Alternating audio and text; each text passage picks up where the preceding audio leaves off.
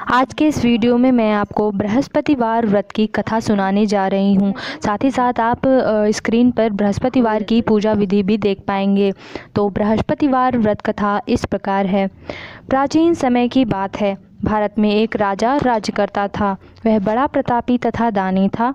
वह नित्य प्रति मंदिर में भगवत दर्शन करने जाता था। वह ब्राह्मण और गुरु की सेवा किया करता था। उसके द्वार से कोई भी याचक निराश होकर नहीं लौटता था। वह प्रत्येक गुरुवार को व्रत रखता एवं पूजन करता था। हर दिन गरीबों की सहायता करता था। परंतु यह सब बातें उसकी रानी को अच्छी नहीं लगती थी। वह ना तो व्रत करती थी और ना ही किसी को एक पैसा भी दान में देती थी। वह राजा से भी ऐसा करने को मना किया करती थी। लेकिन एक समय की बात है कि राजा शिकार खेलने वन को चले गए। घर पर रानी और दासी। उस समय भगवान बृहस्पति देव साधु का रूप धारण कर राजा के दरवाजे पर भिक्षा मांगने आए। साधु ने रानी से भिक्षा मांगी तो वह कहने लगी, हे साधु महाराज, मैं इस दान पुण्य से तो तंग आ गई हूँ। इस कार्य के लिए तो मेरे पति देव ही बहुत हैं। अब आप ऐसी कृपा करें कि सारा धन नष्ट हो जाए तथा मैं आराम से रह सकूं। साधु रूपी बृहस्पति देव ने कहा, हे देवी, तुम तो बड़ी विचित्र हो। संतान और धन से तो कोई दुखी नहीं होता है, इसको सभी चाहते हैं। पापी भी पुत्र और धन की इच्छा करता है। लेकिन अगर तुम्हारे पास बहुत अधिक धन है तो भूखे मनुष्यों को भोजन करवाओ, प्याऊ लगवाओ, ब्राह्मणों को दान दो, धर्मशालाएं बनवाओ, कुआं, तालाब, बावड़ी, बाग, बगीचे आदि का निर्माण कराओ तथा निर्धनों की कुंवारी कन्याओं का विवाह कराओ, साथ ही यज्ञ आदि कराओ। इस प्रकार के कर्मों से आपके कुल का नाम परलोक में भी सार्थक होगा एवं तुम्हें भी स्वर्ग की प्राप्ति होगी। परंतु रानी साधु की इन बातों से खुश नहीं हुई। उसने कहा, हे साधु महाराज, मुझे ऐसे धन की आवश्यकता नहीं है जिसको मैं अन्य लोगों को दान देती फिरूं तथा जिसको रखने और संभालने में ही मेरा सारा समय नष्ट हो जाए। साधु ने कहा, हे देवी, यदि तुम्हारी ऐसी ही इच्छा है तो मैं जैसा बताता हूँ तुम वैसा ही करना। बृहस्पतिवार के दिन घर को गोबर से लीपना, अपने केशों को पीली मिट्टी से धोना, केशों को धोते समय स्नान करना, राजा से कहना कि वह हजामत करवाए, भोजन में मांस मदिरा खाना, कपड़े धोबी के यहाँ धुलने को देना। इस प्रकार 7 बृहस्पतिवार करने से तुम्हारा सारा धन नष्ट हो जाएगा। यह कहकर साधु महाराज रूपी बृहस्पति देव अंतर ध्यान हो गए। रानी ने साधु के कहने पर 7 बृहस्पतिवार तक वैसा ही करने का विचार किया। साधु के बताए अनुसार कार्य करते हुए वह केवल 3 बृहस्पतिवार ही बीते थे कि उसकी समस्त धन संपत्ति नष्ट हो गई। भोजन के लिए दोनों समय परिवार तरसने लगा तथा सांसारिक भोगों से दुखी रहने लगा। तब राजा ने रानी से कहा, हे रानी, तुम यहाँ पर रहो, मैं दूसरे देश को जाता हूँ क्योंकि वहाँ पर मुझे सभी मनुष्य जानते हैं, इसलिए मैं यहाँ पर कोई काम नहीं कर सकता। मैं अब परदेश जा रहा हूँ, वहाँ कोई काम धंधा करूँगा, शायद हमारे भाग्य बदल जाए। ऐसा कहकर राजा परदेश चला गया। वह वहाँ जंगल से लकड़ी काट कर लाता और शहर में बेचता। इस तरह जीवन व्यतीत करने लगा। इधर राजा के बिना रानी और दासियां दुखी रहने लगीं। किसी दिन को भोजन मिलता और किसी दिन जल पीकर ही रह जाती। एक समय रानी और दासियों को 7 दिन तक बिना भोजन के व्यतीत करना पड़ा। तो रानी ने अपनी दासी से कहा, हे दासी, यहाँ पास के ही नगर में मेरी बहन रहती है, वह बड़ी धनवान है, तू उसके पास जा और वहाँ से 5 सेर बेझर मांग कर ले आ, जिससे कुछ समय के लिए गुजारा हो जाएगा। दासी रानी की बहन के पास गई। रानी की बहन उस समय पूजा कर रही थी। बृहस्पतिवार का दिन था। दासी ने रानी की बहन से कहा, हे रानी, मुझे आपकी बहन ने भेजा है, मुझे 5 सेर बेझर दे दो। दासी ने यह बात अनेक बार कही, परंतु रानी की बहन ने कोई उत्तर नहीं दिया क्योंकि वह उस समय बृहस्पतिवार की कथा सुन रही थी। जब दासी को रानी की बहन से कोई उत्तर नहीं मिला तो वह बहुत दुखी हुई। उसे क्रोध भी आया। वह लौटकर रानी से बोली, हे रानी, आपकी बहन बहुत ही घमंडी है, वह छोटे लोगों से बात भी नहीं करती। मैंने उससे कहा तो उसने कोई उत्तर नहीं दिया। मैं वापस चली आई। रानी बोली, हे दासी, इसमें उसका कोई दोष नहीं है। जब बुरे दिन आते हैं तब कोई सहारा नहीं देता। अच्छे बुरे का पता विपत्ति में ही लगता है। जो ईश्वर की इच्छा होगी वही होगा। यह सब हमारे भाग्य का दोष है। उधर रानी की बहन ने सोचा कि मेरी बहन की दासी आई थी परंतु मैं उसे नहीं बोल सकी, इससे वह बहुत दुखी हुई होगी। अतः कथा सुन और विष्णु भगवान का पूजन समाप्त कर वह अपनी बहन के घर आई और कहने लगी, हे बहन, मैं बृहस्पतिवार का व्रत कर रही थी, तुम्हारी दासी हमारे घर गई थी, परंतु जब तक कथा होती तब तक हम लोग ना उठते हैं और ना बोलते हैं, इसलिए मैं नहीं बोली। कहो दासी क्यों गई थी? रानी बोली, बहन हमारे घर अनाज नहीं था, वैसे तुमसे कोई बात छिपी नहीं है, इस कारण मैंने दासी को तुम्हारे पास 5 सेर बेझर लेने के लिए भेजा था। रानी की बहन बोली, बहन देखो बृहस्पति भगवान सबकी मनोकामना पूर्ण करते हैं, देखो शायद तुम्हारे घर में ही अनाज रखा हो। यह सुनकर दासी घर के अंदर गई तो वहाँ उसे एक घड़ा भेजर का मिल गया। उसे बड़ी हैरानी हुई क्योंकि उसने एक एक बर्तन देख लिया था। उसने बाहर आकर रानी को बताया। दासी अपनी रानी से कहने लगी, हे रानी देखो, वैसे हमको जब अन्न नहीं मिलता तो हम रोज ही व्रत करते हैं, अगर इनसे इस व्रत की विधि तथा कथा पूछ ली जाए तो उसे हम भी कर लिया करेंगे। दासी के कहने पर रानी ने अपनी बहन से बृहस्पतिवार व्रत के बारे में पूछा। उसकी बहन ने बताया, हे रानी बृहस्पतिवार को सूर्योदय से पूर्व उठकर स्नान करके बृहस्पतिवार का व्रत करना चाहिए, लेकिन उस दिन सिर नहीं धोना चाहिए। बृहस्पतिवार के व्रत में चने की दाल और मुनक्कों से भगवान विष्णु का केले के वृक्ष की जड़ से पूजन करें तथा दीपक जलाएं। उस दिन एक ही समय भोजन करें। भोजन पीले खाद्य पदार्थ का करें तथा कथा सुनें।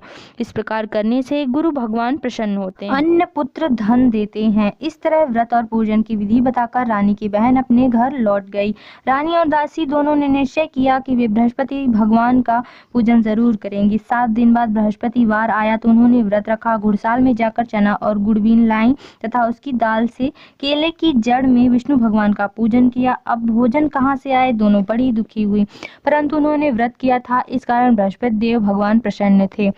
वे एक साधारण व्यक्ति के रूप में 2 थालों में सुंदर पीला भोजन लेकर आए और दासी को देकर बोले, हे दासी, यह भोजन तुम्हारे और रानी के लिए है, तुम दोनों करना। दासी भोजन पाकर बड़ी प्रसन्न हुई और रानी से बोली, रानी जी भोजन कर लो। रानी को भोजन आने के बारे में कुछ पता नहीं था, इसलिए वह दासी से बोली, जा तू ही भोजन कर, क्योंकि तू हमारी व्यर्थ में हंसी उड़ाती है। दासी बोली, एक व्यक्ति अभी भोजन दे गया है। रानी कहने लगी, वह भोजन तेरे लिए ही दे गया है, तू ही भोजन। दासी ने कहा, वह व्यक्ति हम दोनों के लिए 2 थालों में भोजन दे गया है, इसलिए मैं और आप दोनों ही साथ साथ भोजन करेंगी। फिर दोनों ने गुरु भगवान को नमस्कार कर भोजन प्रारंभ किया। उसके बाद से वे प्रत्येक बृहस्पतिवार को गुरु भगवान का व्रत और पूजन करने लगी। बृहस्पति भगवान की कृपा से उनके पास धन हो गया, परंतु रानी फिर पहले की तरह से आलस्य करने लगी।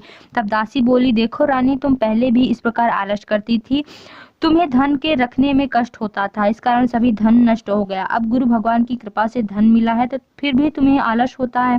बड़ी मुसीबतों के बाद तो हमने यह धन पाया है, इसलिए हमें दान पुण्य करना चाहिए। तुम भूखे मनुष्यों को भोजन कराओ, प्याऊ लगवाओ, ब्राह्मणों को दान दो, कुआं तालाब बावड़ी आदि का निर्माण करवाओ, मंदिर पाठशाला बनवाकर दान दो, कुंवारी कन्याओं का विवाह करवाओ, धन को शुभ कार्यों में खर्च करो, जिससे तुम्हारे कुल का यश बढ़े तथा स्वर्ग प्राप्त हो और पितृ प्रसन्न हो। दासी की बात मानकर रानी ने इस प्रकार के कर्म करने प्रारंभ किए, जिससे उनका काफी यश फैलने लगा।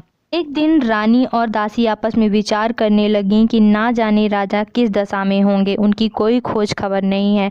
गुरु भगवान से उन्होंने प्रार्थना की और भगवान ने रात्रि में राजा को सपने में कहा, हे राजा उठ, तेरी रानी तुझको याद करती है, अब अपने देश को लौट जा। राजा प्रातःकाल उठकर जंगल से लकड़ियां काटकर लाने के लिए एक जंगल की ओर चल पड़ा।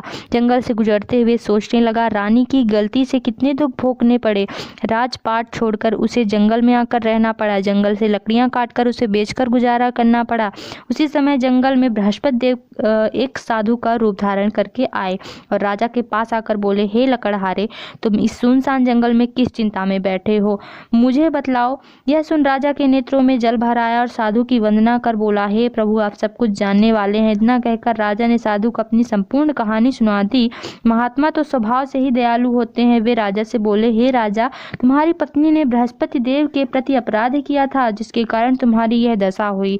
अब तुम किसी प्रकार की चिंता मत करो, भगवान तुम्हें पहले से अधिक धन देंगे। देखो, तुम्हारी पत्नी ने बृहस्पतिवार का व्रत करना प्रारंभ कर दिया है। अब तुम भी बृहस्पतिवार का व्रत करके चने की दाल व गुड़ और जल को लोटे में डालकर केले के पत्ते से भगवान विष्णु का पूजन करो।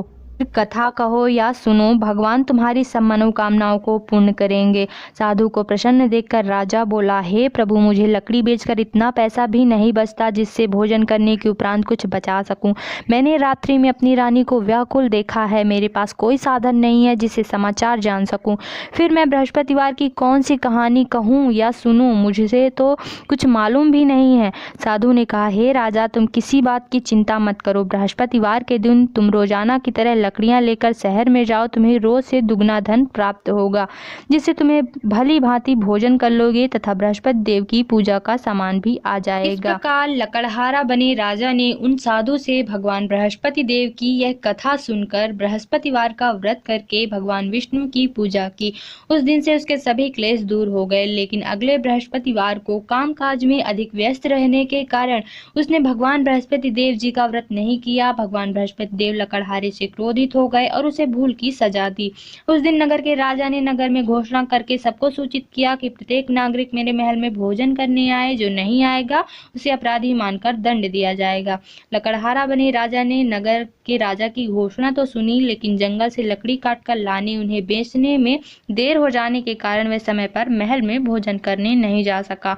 अतः राजा के सैनिक लकड़हारे को पकड़कर महल में ले गए। राजा ने उसे महल के एक कक्ष में बैठाकर भोजन कराया।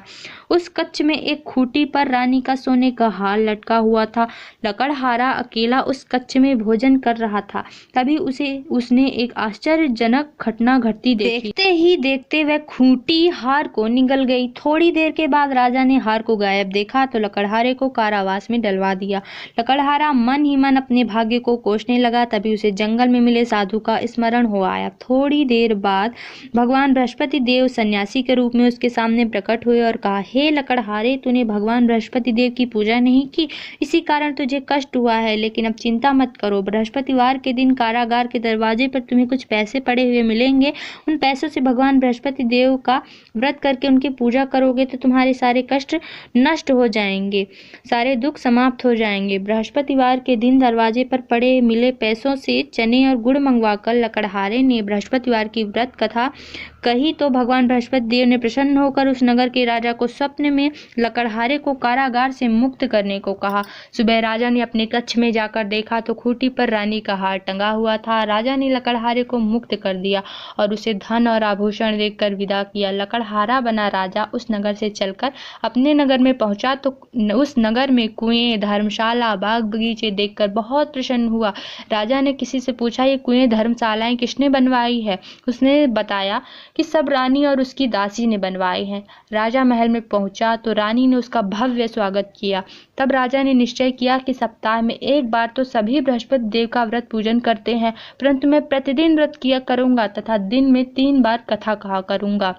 अब राजा हर समय दुसाले में चने की दाल बांधे रहता तथा दिन में 3 बार बृहस्पति देव की कथा कहता। कुछ दिनों के बाद राजा को अपनी बहन की याद आई। एक दिन घोड़े पर सवार होकर राजा अपनी बहन से मिलने चल दिया। तभी राजा नगर के बाहर ही पहुंचा था कि उसने कुछ लोगों को एक शव ले जाते हुए देखा। राजा को स्मरण हो आया कि आज उसने किसी को बृहस्पतिवार की व्रत कथा नहीं सुनाई है।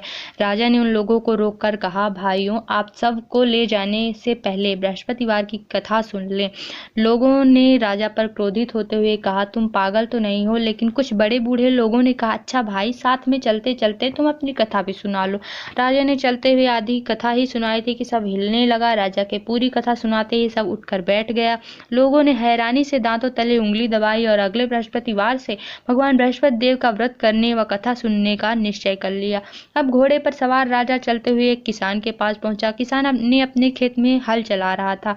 राजा ने कहा, अरे भाई, मुझसे बृहस्पतिवार की कथा सुन लो। किसान झुंझला कर बोला, अरे भाई, देख नहीं रहे हो, जितनी देर तक तुम्हारी कथा सुनूंगा उतनी देर में तो पूरे खेत में हल चला लूंगा। राजा निराश होकर चलने लगा। तभी किसान के बैल लड़खड़ाकर जमीन पर जा गिरे। किसान के पेट में भी जोरों का दर्द होने लगा। उस किसान की पत्नी जब खाना लेकर आई तो उसने किसान के इस बारे में पूछा। किसान ने घुड़सवार की पूरी कथा सुनाई।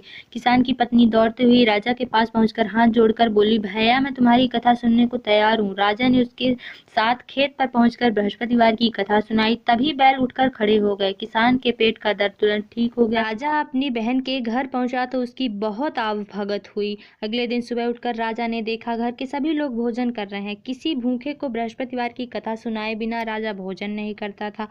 उसने बहन से कहा, बहन क्या घर में कोई ऐसा व्यक्ति है जिसने अभी तक भोजन न किया हो? उसकी बहन बोली, भैया हमारे घर में तो क्या आपको पूरे नगर में कोई ऐसा व्यक्ति नहीं मिलेगा जिसने सुबह सुबह भोजन नहीं किया हो।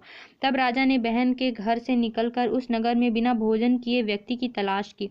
एक गडरिये के घर में उसका बेटा बीमार होने के कारण भूखा रह गया था। राजा ने उसको जाकर बृहस्पतिवार की कथा सुनाई। कथा सुनते सुनते गडरिये का बीमार बेटा बिल्कुल ठीक हो गया। सबने राजा की बहुत प्रशंसा की। एक दिन राजा ने अपनी बहन से कहा, बहन अब हम अपने घर को जाना चाहते हैं, तुम भी हमारे साथ चलो, कुछ दिन वहां रहकर लौट आना। राजा की बहन ने अपनी सास से पूछा तो सास ने ताने देते हुए कहा, बहू मायके जाना हो तो अकेली जाना, मेरे पोतों को नहीं ले जाना। तुम्हारे भाई के कोई संतान नहीं है, कहीं तुम्हारी भाभी मेरे पोतों पर कोई जादू टोना न कर दे। दूसरे कक्ष में बहन की सास की बातें सुनकर राजा दुखी मन में अकेला ही अपने नगर को लौट गया। रानी ने राजा से कहा, आप तो अपनी बहन को साथ लाने की बात कह गए थे, फिर बहन को साथ क्यों नहीं लाए? तब राजा ने दुखी होते हुए कहा, रानी हम निसंतान है, इसलिए कोई हमारे घर आना पसंद नहीं करता। रानी ने राजा को समझाया, हे प्राणनाथ, हमें बृहस्पति देव ने सब कुछ दिया है, अब भगवान बृहस्पति देव हमें संतान भी अवश्य देंगे। बृहस्पतिवार को विधिवत व्रत करते हुए राजा रानी ने भगवान बृहस्पति देव से संतान के लिए प्रार्थना करी। कुछ दिनों के बाद उन्होंने स्वप्न में दर्शन देते हुए कहा, हे राजन, तेरी मनोकामना अवश्य पूरी होगी। एक सप्ताह बाद ही रानी गर्भवती हो गई।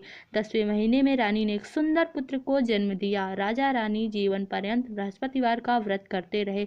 उनके घर में धन की वर्षा होती रही। इस तरह आनंद पूर्वक जीवन यापन करते हुए राजा रानी भगवान बृहस्पति देव की अनुकंपा से मोक्ष को प्राप्त करके सीधे वैकुंठ धाम को पहुंच गए। बृहस्पतिवार को विधिवत व्रत करके जो स्त्री पुरुष भगवान विष्णु की पूजा करते हैं, भगवान उनकी सभी मनोकामनाएं पूरी करते हैं। बोलो बृहस्पति देव की जय, बोलो भगवान विष्णु की जय। तो ये थी बृहस्पतिवार व्रत कथा। उम्मीद करती हूँ वीडियो आपके लिए उपयोगी रहा होगा। अगर आप हमारे चैनल पर पहली बार है, प्लीज़ चैनल को सब्सक्राइब करने के साथ साथ बेल आइकॉन पर प्रेस जरूर कर लीजिएगा, ताकि इसी तरह आपको हर व्रत आदि से, हर त्यौहार आदि से संबंधित पूजा पाठ के वीडियोस के नोटिफिकेशन टाइम से मिलते रहें। बहुत बहुत धन्यवाद।